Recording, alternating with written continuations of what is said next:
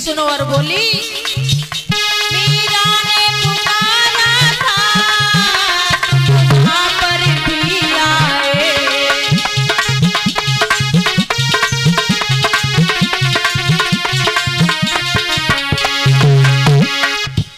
मीरा ने पुकारा था तुम वहां पर भी आए।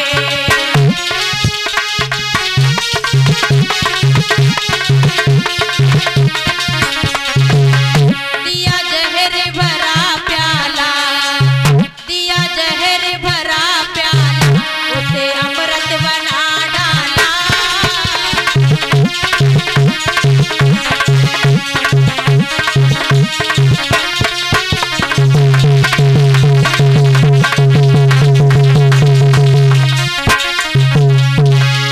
और कहने लगी रो करके हे माधव, और बोली है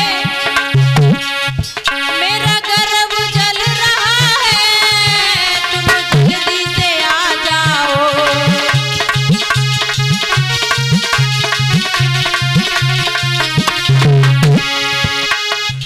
मेरा गर्व जल रहा है तुम जल्दी से आ जाओ।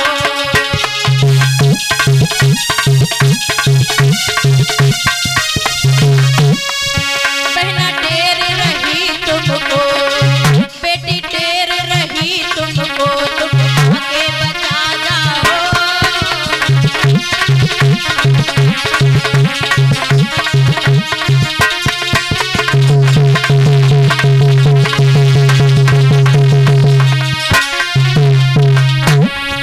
कान्हा तेरे भक्तों ने रो रो के पुकारा है।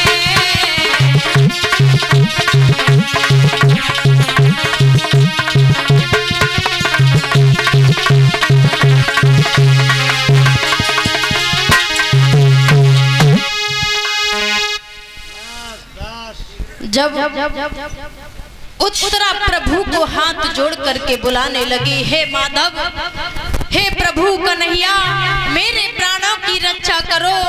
मैं न चाहती हूँ कि मेरे प्राणों की रक्षा करो, मेरे पुत्र को बचा लो तुम आ करके।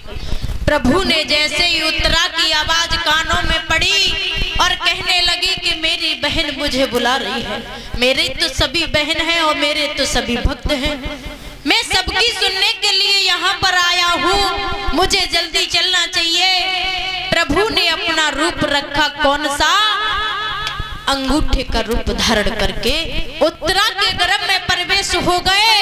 और जैसे ही प्रवेश करने के बाद उत्तरा के गर्भ को जब शांत किया है, शांत करने के बाद उत्तरा समझ जाती है कि मेरा माधव मेरी रक्षा करने के लिए आ चुका है। अब मन ही मन में प्रभु को धन्यवाद देने लगी कि हे माधव, हे कन्हैया, मैं तुझे आशीर्वाद नहीं दे सकती, क्योंकि मैं सिर्फ हाथ जोड़ करके विनती कर सकती हूँ कि कन्हैया तेरा लाख लाख शुक्रिया, क्योंकि आज से पहले प्रभु तुम्हारे लिए सबके लिए किया करते हैं। मैं भी एक तुम्हारी भक्त हूँ, मेरे ऊपर भी अपनी दृष्टि बनाए रखना। माधव, तुम मेरे साथ में जब तक मेरे बच्चे का जन्म ना हो जाए, मेरे साथ ऐसे ही रहना। प्रभु ने विनती को सुना। सुनने के बाद जब उत्तरा का गर्भ शांत हुआ और आवाज दे दी अर्जुन को कि ओ अर्जुन, जा करके उस नीच के पकड़ करके ले करके आओ जिसने उत्तरा के गर्भ को जलाने की कोशिश की और तुम्हारे 5 पुत्रों का वध कर दिया। अर्जुन ने तुरंत आवाज सुनी और भाग करके जहां पर पहुंच गए, जहां वही अश्वत्थामा बैठा हुआ था, बैठा हुआ है वहीं पर उस नीच को घसीटते हुए प्रभु के सामने लेकर के आए। जब लेकर के आए, अर्जुन कहने लगे कहिए माधव क्या बात है, इस नीच का क्या किया जाए? मैंने तो तुमसे पहले ही कहा था कि इस नीच को मार करके इसका तभी ही इसका चैन ले। अब बताओ, मेरे तो 5 पुत्र चले गए और उत्तरा के भी पुत्र को इसने हानि पहुंचाना चाहा, बताओ क्या किया जाए? प्रभु ने कह दिया कि इसके मस्तक पर जो दिव्य मणि है उसे निकाल लो और इसे जंगल में छोड़ दो, क्योंकि अब ना इसे कुछ दिखाई देगा, न इसकी बुद्धि में रहेगा कुछ भी, तो ये कुछ भी कर पाएगा। अर्जुन ने वैसा ही किया। उसके मस्तिष्क से जो मणि थी वह निकाल करके और उसको नेत्रहीन करके जंगल में छोड़ देते। जब छोड़ने के बाद जब छोड़ दिया, प्रभु ने कहा कि अब जब इस नीच को ये मालूम पड़ेगा कि ऐसे कुकर्म करने के बाद ये फल हमें मिलता है, चाहे कोई भी व्यक्ति हो, न बोल दे मैया, चाहे हम हो चाहे आप हो, अगर भगवान के प्रति, मनुष्य के प्रति जो भी व्यक्ति गलत सोचता है, मालूम नहीं